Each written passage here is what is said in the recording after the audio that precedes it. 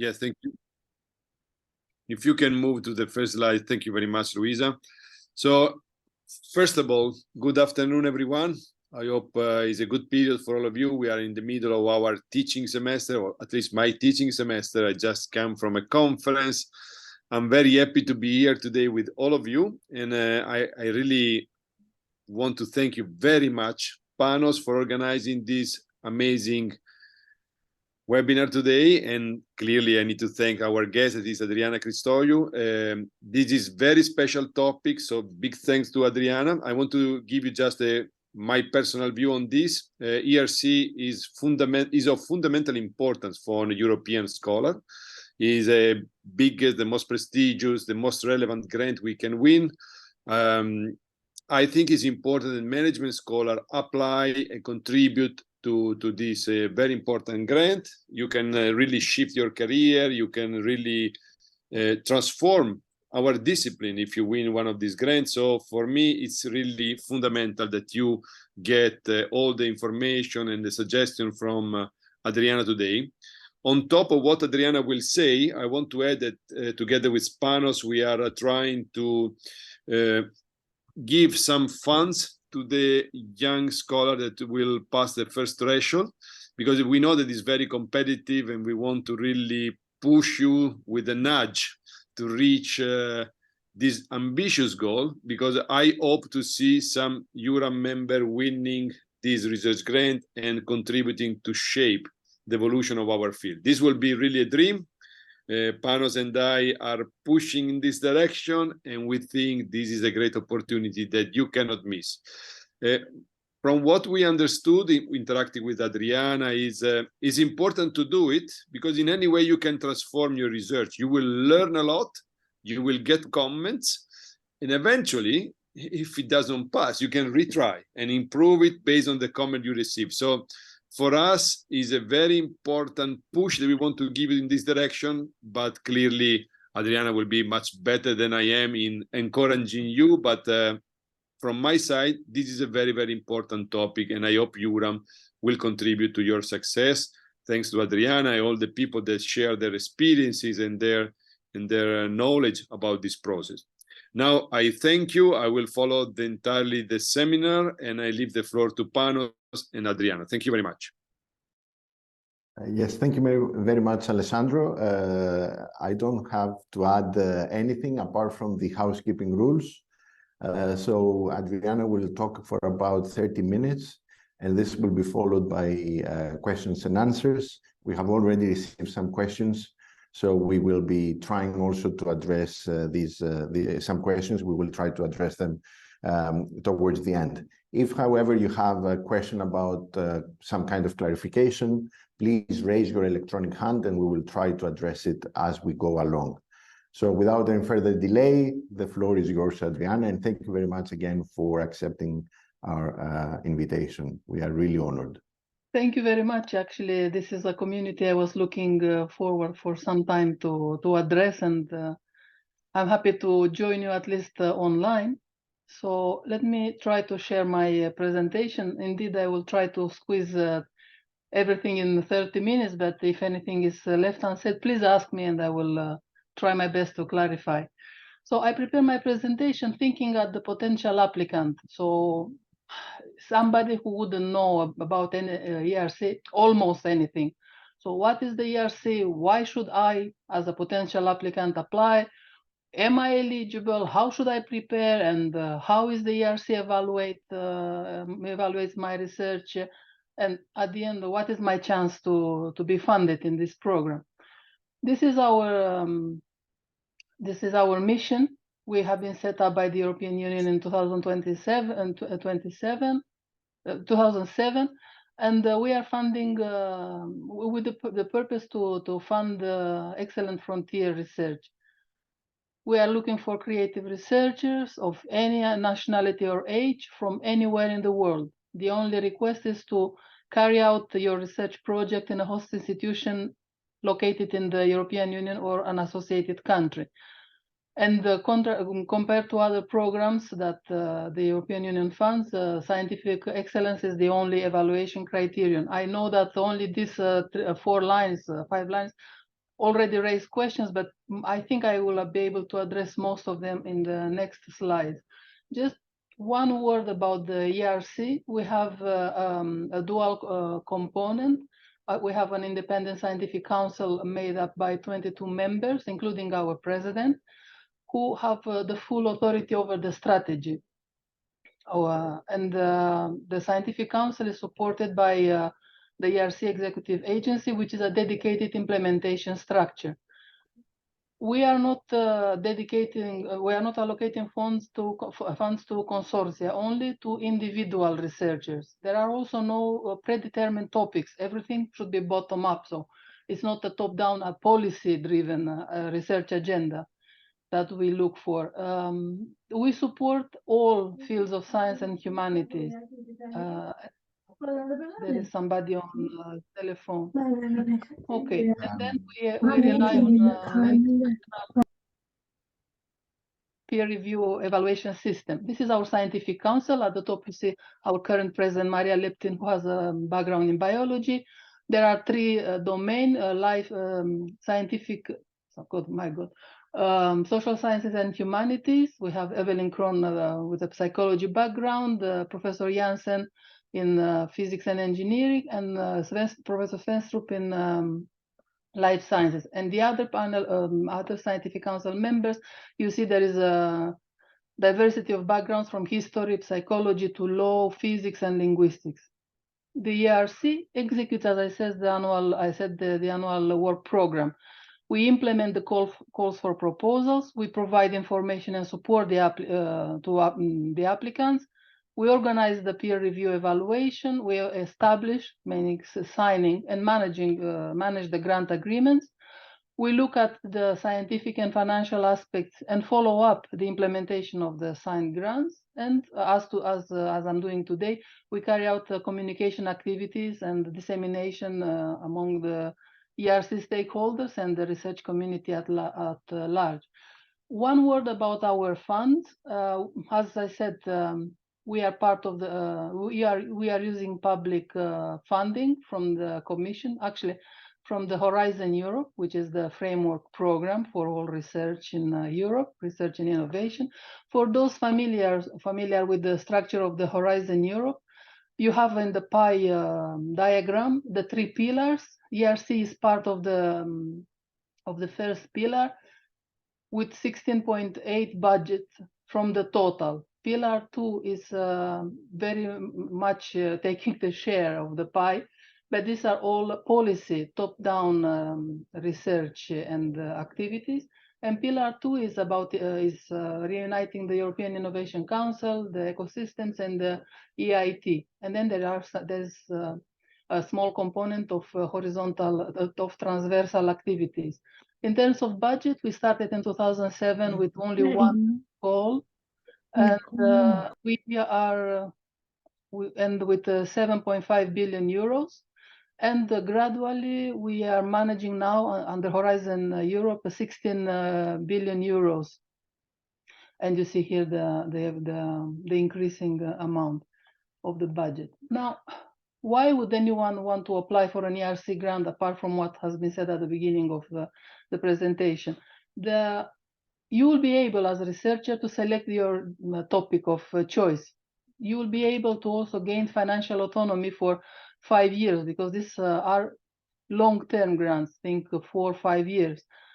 Also, once you have the grant, you'll be able to negotiate the best conditions to work within your host institution. You'll also be able to decide whom to attract as a team member and collaborator in your team from anywhere in the world. You will be able to pay them from the grant. And if you have better opportunities or to carry out your grant, you can move with your grant to any other member states or associated country. This is called portability of the grant.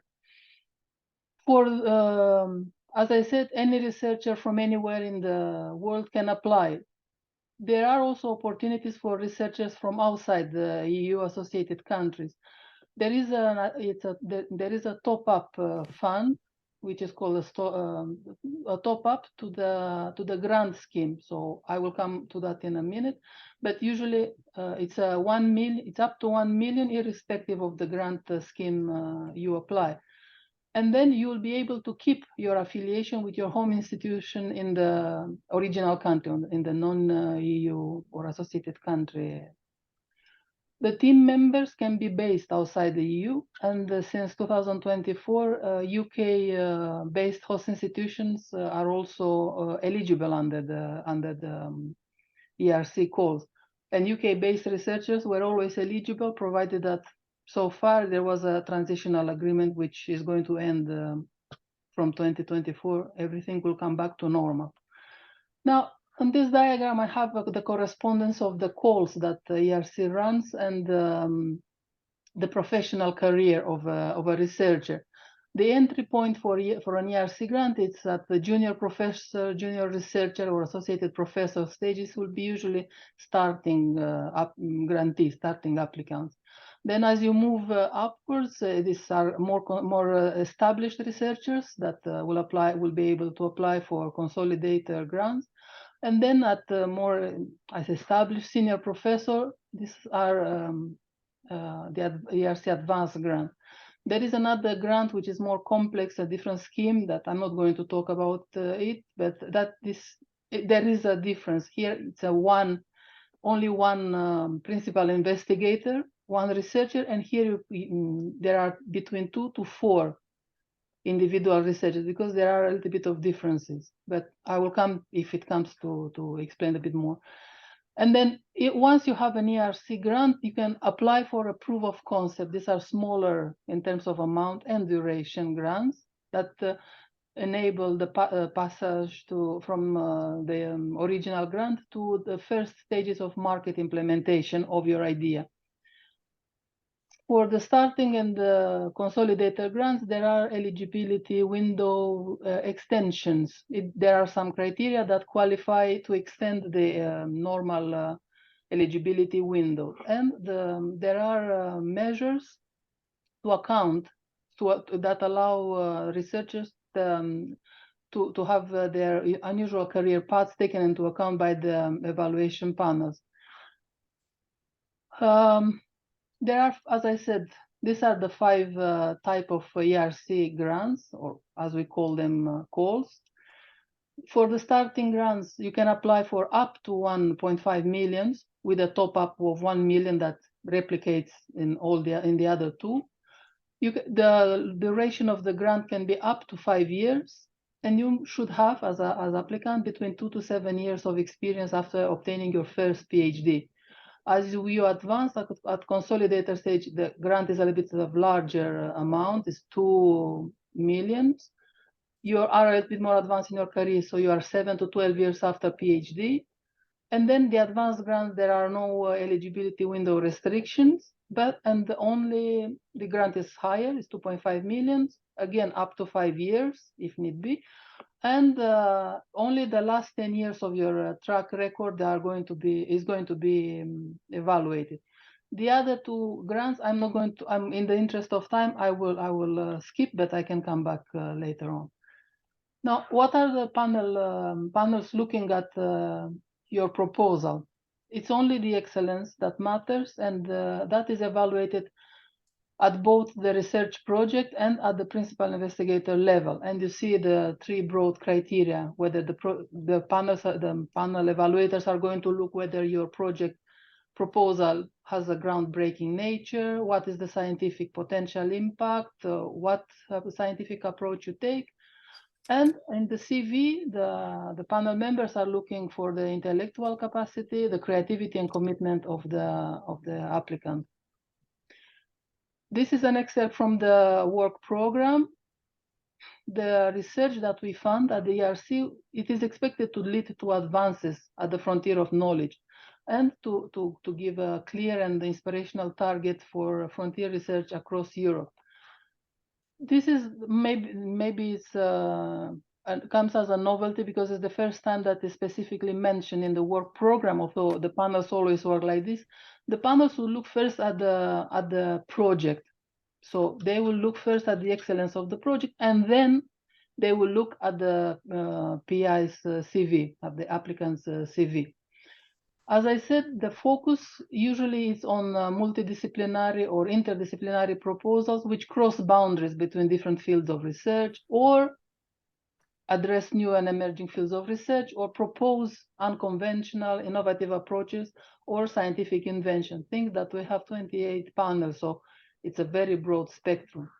Let me come to something that is more applied, which is the application. So the structure of a proposal is always the same in starting, consolidator, and advanced calls.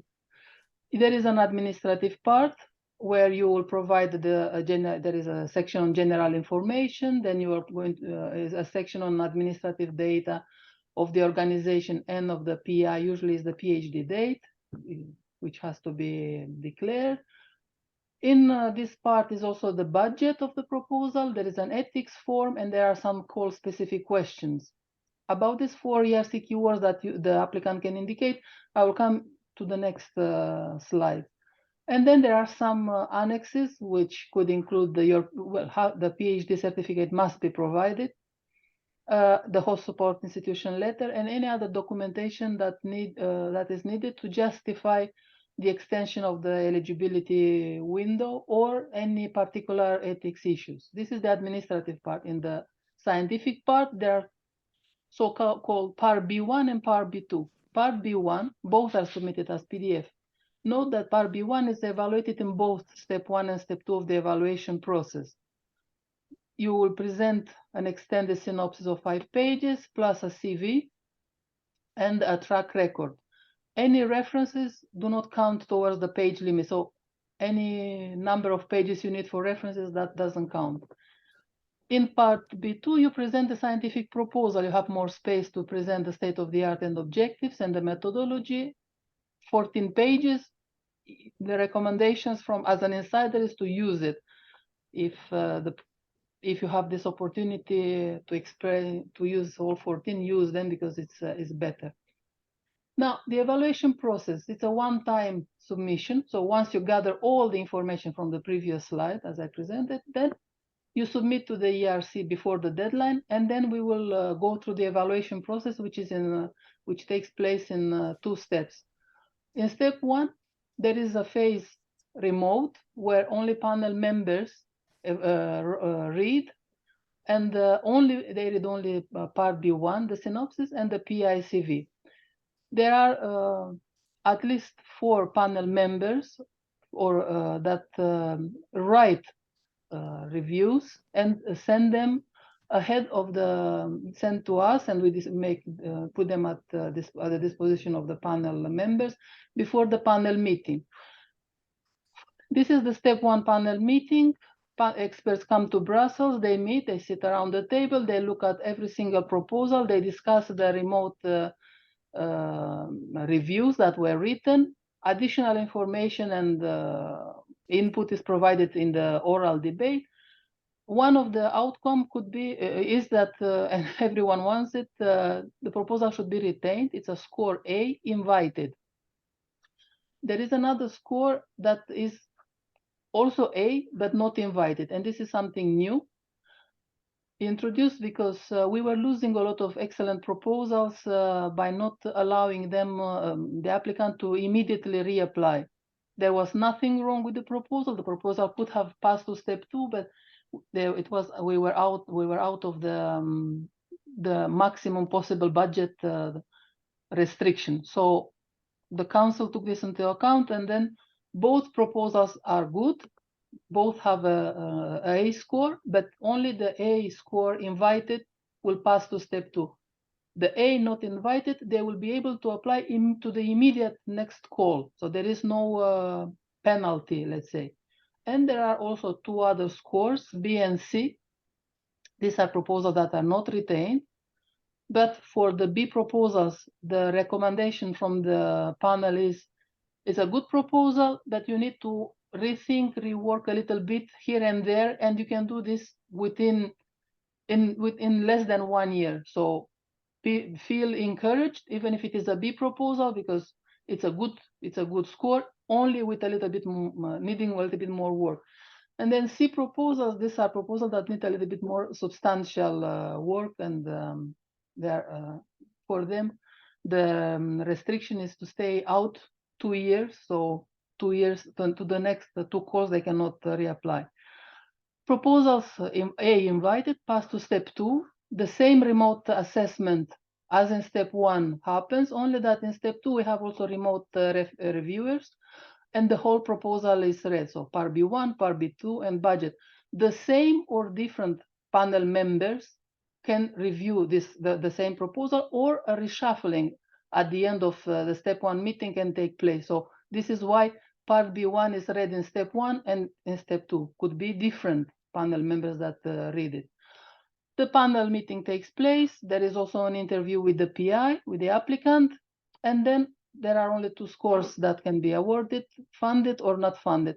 Funded up to the exhaustion of the budget available to the panel, or B, not funded, but there are no restrictions. So you can, again, reapply to the immediate call. And after each step, there is feedback sent to the applicants. We send you all the written reviews that were wrote in the remote assessment phase, plus a statement of the panel after seeing you in step 1, if you fail in step 1, or after step 2, if you pass or if you fail. So everybody in step 2 receives a feedback from the panel, plus the individual reviews. And of course, the grant, the A-funded proposals, go immediately for the grant agreement negotiation. So do I have any suggestions? There is a novelty also in quite recent, that the eligibility window is calculated for starting and consolidator applicants, counting from the certified date of the successful PhD defense. Usually this is shown on the PhD diploma. And if such a defense or viva was not organized at the awarding institution, the applicant will provide a written confirmation from that awarding institution that no defense or viva was organized, and indicating the date when the PhD was approved. This is new. This is the 2024 is actually the second time that we are working. It's easier this way and smooths out the process of determining the eligibility window. There are also some extensions triggered by maternity, paternity, illness, national service training, natural disasters, asylum. Everything should be documented. Usually it's your employer that can provide you such a certificate. The details are in the application form. It's very easy to understand what applies to your specific circumstances. There is a minimum time commitment by the applicant, which in the case of starting applicants is 50% and goes 40% to consolidators and 30% to the advanced grant applicants. And minimum 50% of your working time should happen in the EU member state or associated country. Of course, the remaining of the time you are free to work wherever you need to work. I have here a comparison of the starting and consolidator grants. What would be the profile? Usually starting grants are young researchers, young in terms of research age, not chronological age. Usually you have at least one important publication without as main author or without the participation of your PhD advisor, where the consolidator applicants have already shown evidence of research independence, meaning that they have more publications and the CV is a bit richer, let's say this way. For those that really want to know right now how the eligibility window is calculated, starting grant, as I said before, it's 2 to 7 years before 1st of January 24. I'm speaking for the 2024 grant calls. The cut-off date is the successful defense of your first PhD. We have applicants that have 2 or even 3 PhDs, so only the first PhD degree counts. And then this is your eligibility window, 1st of January 2017, 31st of December 2021 inclusive. And then for consolidators is 7 to 12 years prior to 1st of January 24, and again 1st of January 2012 to 31st of December 2016. So I hope this clarifies a lot of doubts if you have. Now, when you choose, I think this is the most difficult part to understand. How do you choose your panel? By default, you'll select your panel where you want your proposal to be reviewed, and you will explain if you want a secondary panel. You will have a section of 1,000 characters where you can explain which proposal, which panel is relevant as a secondary. Typically, when there is a secondary panel, reviewers from both panels will be used, and there is a possibility that if the proposal doesn't fit or we don't have sufficient expertise, the proposal can be transferred where the expertise is, but both panel chairs need to agree. Otherwise, the proposal stays where the applicant selected. For the management, the reference panel is SH1. But if your proposal is cross with the cultures, you could do good to yourself, to your proposal, to select also SH8 as a secondary panel. When you enter in the SH1 panel, you see that there are descriptors covering a lot of economics, finance, and then I think from SH1 11 descriptor, there are a lot of descriptors for relevant for management and associated fields. It doesn't matter if your field is not specifically mentioned. These are not priorities. They are just guiding the panel chair to find the best experts suitable for your proposal.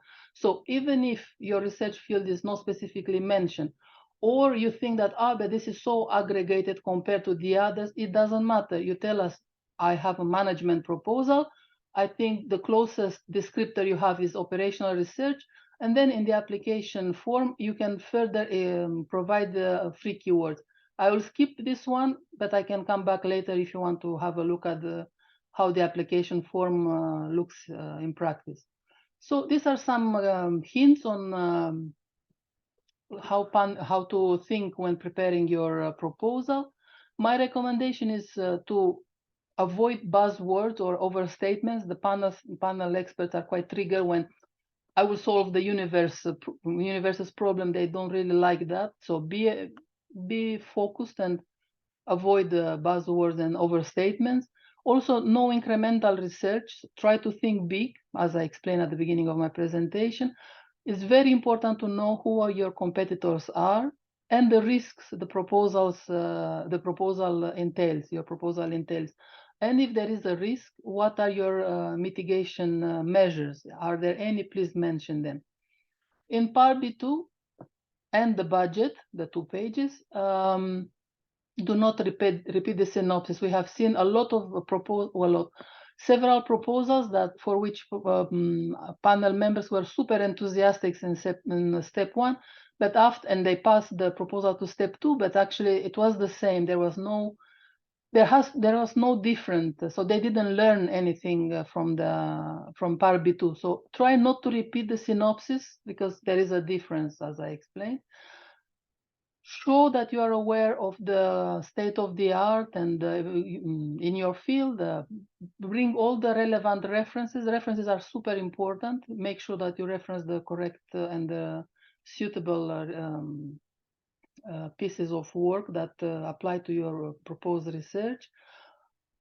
Very important, it can lead to have the written consent of the nominated team members. You should have this written consent at the submission stage.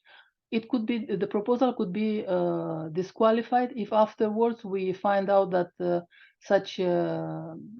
there were team members that were mentioned in the proposal, but actually they were not aware. And sometimes it happens that without you knowing, the expert that you nominate in your proposal actually is a panel member of the team, of the panel. So you can trigger a chain of events that is not needed. For the budget, don't inflate the budget and start from project needs. Could be that the host institution will help you with, but try to stay focused on what you need because the panels are going to check in detail the costs you encode. For the principal investigator, for the applicant, as I said, know your competitors.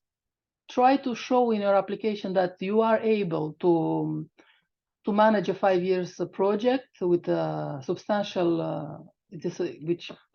amount, and that you have a little bit of independent work experience is not needed, but you have to show some such expertise. What panel members are looking in your proposal, basically what I said before now is in reverse. Is for the project, is it going substantially beyond the state of the art? Is it important what is proposed? Is it incremental research? Why was not done this research in the past? Is it feasible now? What are the risks? Is there any risk mitigation foreseen? What kind of research and resources are asked? For instance, you might need an econometrician, let's say, in your team, because you don't have your own expertise. And if you don't have a team member, that will raise questions in the panel. And yeah. Now, in the CV part, the panel members, the experts, usually they look at trying to understand, is this the best applicant that can carry out the proposed research? Is it internationally competitive? Is there any evidence that he or she can work independently and to manage a large budget? So my suggestion is to try to stand out, but in a good way, be ambitious and original, and try to write for the panel, because in step one, only 1 or 2 panel members are experts in your proposal. We will end the instruction to panel members is to act as generalists. We also bring, depending on the signals you give us through the application, also panel members from other panels that have the expertise that the initial panel doesn't have. And in step 2, as I said, we will send your proposal to external reviewers that act as remote referees, to experts in your field. So this will be people very close, with very close expertise in your field. As I said, be focused, don't try to save all, It's very important to have a proposal that is coherent. Try to think a little bit how many different research lines are too many. The documents of the calls speak about the project, not different projects under. Do you have an overarching theme, or and how the different research lines serve to solve the main, to answer to the main question?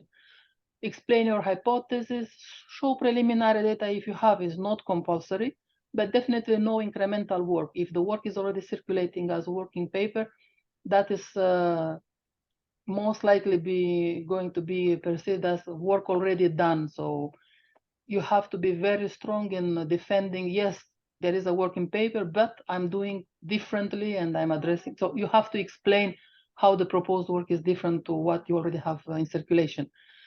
Yeah, I am going to skip just, so I have also a don't section, don't omit share co-authorship, don't overdo mentioning partners and collaborators. And you can ask anyone for feedback before you submit it, but not the panel chair, whose name is already public before once the call is open, or the panel members, because maybe you arrive at step 2 interview, you recognize somebody, and then immediately after the interview contact them. They won't be able to answer to you because that they are under confidentiality restrictions due to their contract, and that could be a disqualifying. Your proposal may be declared ineligible even if the panel retain it. So let me quickly try to, I'm approaching the end of my presentation, something about the success rate. So I hope in my very quick presentation I succeeded to convince you to apply. So what is my success rate chance? What could I expect? This the histogram shows the Horizon Europe data for its first 2 years. The ERC is in the first pillar, excellent science, and you see the success rate in the first 2 years, 14%. However, here I have for the starting grant calls, I have the success rate for the whole social science and humanity domain compared to the SH1 panel. And you see in some years, there is 1 point percentage difference. It could look low, it could be high. It depends on how many chances you want to give yourself, but this is the data I have to share. If you want to apply, and I have one additional slide to show. This is the structure, the results of step 2 for starting grant 2022. 83% in 22 starting were new applicants, and in the darkest green box, this is the success rate. They were funded from the panel budget. But if you see, the reapplicants have a higher success rate. It approaches 20% for the reapplicants, because basically there is a learning process from a first application. If you are rejected, please try to reapply, because we have observed, and this is consistent not only in starting 22, but in all the other consolidator and advanced across all panels. There is a learning process. Don't take it hard, but definitely look at the feedback the experts provided you and the panel as well. And then please reapply, because this could be second time lucky. These are the deadlines. ERC 24 was launched in last year in July. This year in July, and the deadline has been extended to 7th of November. So in case you think you wouldn't make it, maybe this additional couple of weeks will help you. We expect to fund about 387 proposals or in the overall call, but could be more. We don't know, but around the calculated amount number is this one. And there are 2 waves of information to applicants. After step 1, we will send in the information, the success or not, on 10th of May next year, and 23rd of August 24, so that we can sign the first grant, the grants, tentatively starting 21st of December, and the same for the other calls. The best point to start is to look in the information for applicants. These are the you will have here a small summary of the main changes in 2024. It's better to always read the most updated, most recent information to applicants. Do not rely on what happened in the past, because there are always some small fine-tuning. Also, as you can see, there are a lot of links to the relevant documents. And then, before you start writing, have a look at the videos we have on the ERC website. These are videos recorded by my colleagues. They are panel officers like I am myself for SH1, and they will guide you what to consider before applying, how to fill out the application, what to do at the interviewing stage, and how the evaluation works. So wholeheartedly, please take a chance and apply. And then you have more information on our website or on the social media. And then from the ERC website, you are directed to the funding and tenders portal, where you have all the forms you can download.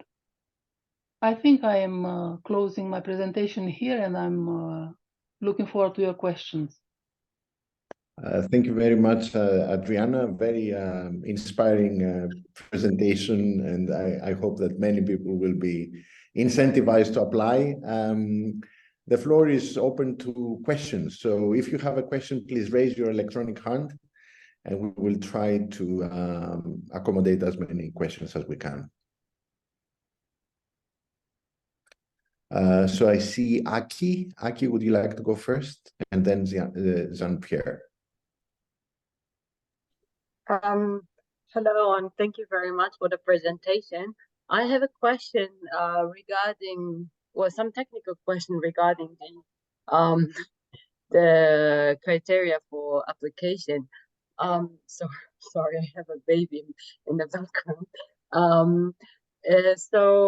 You said that there will be kind of punishment for not being able to apply for 2 years if your proposal is evaluated in a negative way. The next year will be my last year for being able to apply for starting funds. That means that in 2 years I will start applying. I would start applying for consolidated grant. So in that case, if I should receive this punishment next year, then could I still apply for the consolidated grant, or this 2 years of punishment goes over to the consolidated grant? Well, yes, but you didn't apply for an ERC call yet, so you are not punished. to say so.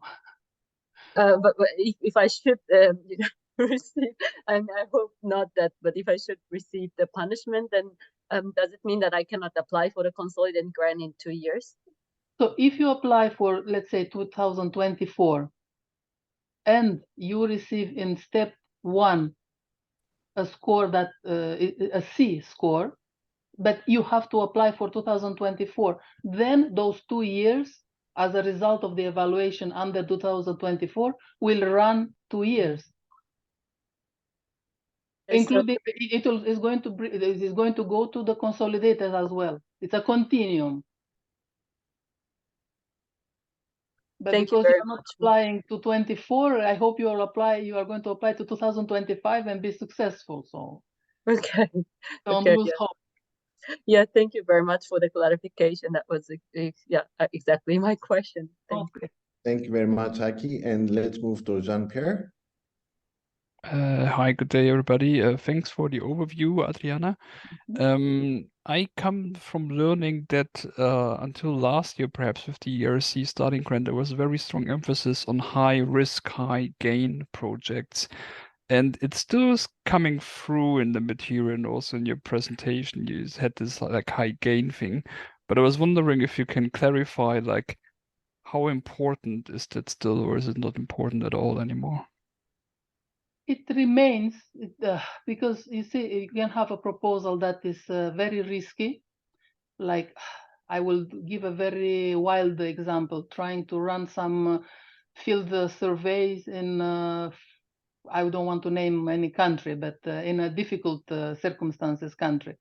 And then that is a risk, but could be that there is some benefit to the scientific community at large for carrying out that research. You see? So then you have to balance between the risk you are taking and the benefits that you're carrying out that research would bring. I have seen proposals that, for instance, the initial proposed research was to be carried out in Benin, but because there were some social disruptions, the PI had an alternative. Well, if I cannot collect my data from Benin, I have an alternative option with the same kind of research question. I will collect from Burkina Faso, or the other way around. So there was a mitigation strategy. So you can't propose something that is not innovative enough.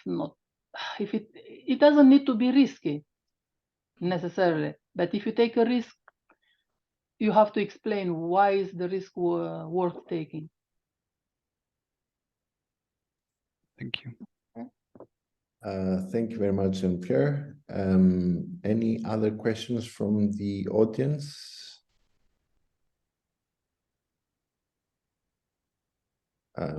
I can't see any. Perhaps I can refer one question that was raised, which is related to the empirical context you were describing before. So one question was whether there should be a European context if there is empirical research in management, whether there should be some kind of either a European context or implications for the European context in the proposal.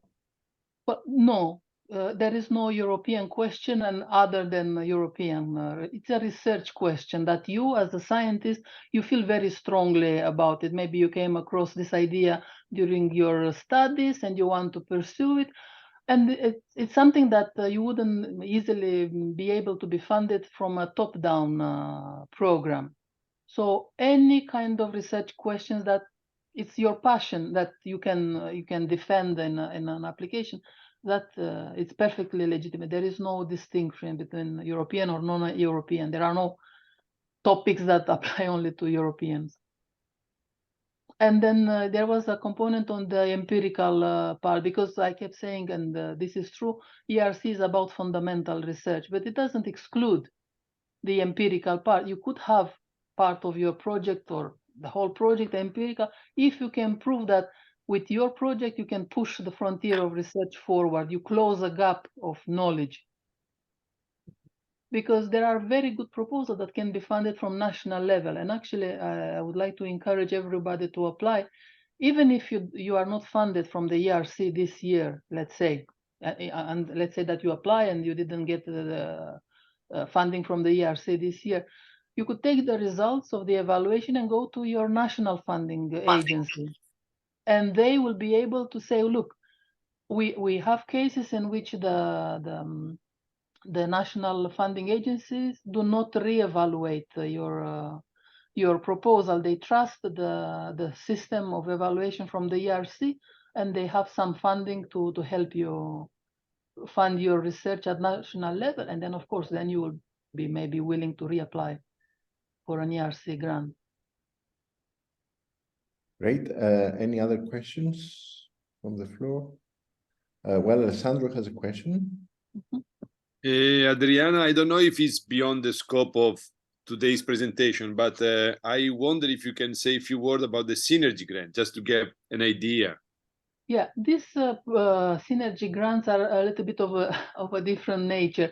They are bringing together between 2 and 4 principal investigators. One of them can be located outside Europe, which is not the case, outside the EU associated, which is not the case from the main call starting consolidator advanced. Synergy is very, we hope, straightforward as a word. It is the nature of the research is something that cannot be carried out by a researcher working alone. If you are familiar maybe with Thomas Piketty's research, which is funded with an ERC grant, those are large exercises involving multiple countries and a large team. So that is the kind of projects that are funded under ERC in SH. Not so many, unfortunately, also because people do not apply in high numbers. From the SH, it's probably a bit more difficult, but if you are curious what kind of projects have been funded so far, again, on the ERC website, we have a dashboard where you can extract all the projects and the applicants. So you can have a look more in detail. I can see that Xenia has a question. Thank you for your informative presentation. I have a question about the ethical approvals, because you have that ethics section on the forms. Is it enough to say that the ethical approval will be obtained by the start of their grant if funded, or is it necessary to give more information about? The ethics form guides you to what information is needed to be provided before, at the application stage. Also, I have to say that the ethics screening, it's a parallel evaluation process. It doesn't happen in the scientific panels. So once in step 2 proposals are retained for funding, they automatically enter into a screening process for ethics. So there are ethics panels, like the scientific panels look at the content of proposals and budgets and team and methodologies and whatnot. The same, this is the ethics. And then there will be panels. You will also provide. You will be feedback will be provided to you, saying how do you do this? How do you do that? Do you have this? Can you bring the ethics clearance? Usually you should have, especially if there are sensitive issues. I don't want to enter in more detail because I'm not in my and it's not in my line of screening. But I recommend you strongly to look at the evaluation form where you have some questions to answer, and there is guidance. You have to have this information before applying. It is in the application form. I can't see other questions. I have one question. You touched on the process through which applicants can ask for feedback, and you mentioned that they can't contact panel members. So as an organization, we are trying to support our members. As Alessandro said, we have established a grant which is for ERC applicants that didn't make it to get funded. And because you mentioned that you would encourage them to take into account feedback and reapply, we are trying to support that kind of period with a small grant. But in terms of feedback, we know that some EURAM members have received ERC funding. Would that be okay for our members to contact previous award holders, or do you have any suggestions for that? So there are no restrictions apart from not contacting the panel chair and the panel members, especially you shouldn't know actually the panel members of the ongoing call to which you apply. You can contact as applicant for feedback anyone you consider they can support you with revising your application, with giving you some hints. There is no restriction there. On top, there are the national contact points, which are all listed on the ERC website. If you look on the ERC website, there is a section on national contact points. Not only that, they organize actually writing grant sessions. They have also sometimes we go and have a common organized session and explaining more in detail the application forms and what the whole evaluation process and application stage imply. But also there are these large events, again, they are mentioned on the national contact point page. So for each country. And then I know some previous grantees, actually, they put their Part B1, Part B2, they put them on the website. So have a look on the website of those that you know that we are listing them at the end with public information. You find them funded and contact them. There are also a lot of, as far as we could see, on Twitter and Facebook, they are circulating some slides, and even Part B1, Part B2, they are circulating in the community, so you can get inspired also from there. That's very helpful advice. Thank you. Any final questions before we try to close? Well, in that case, I hope that everyone will agree that please join me in thanking Adriana for this, helping us to decode, if you like, the application process and providing us with so much information, drawing on her experience. So please take into account also the grant that we have established as EURAM.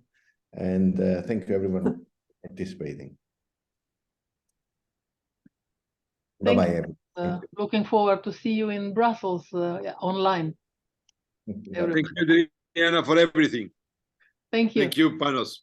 Thank you very much. Bye-bye. Bye-bye. Thank you very much. Bye.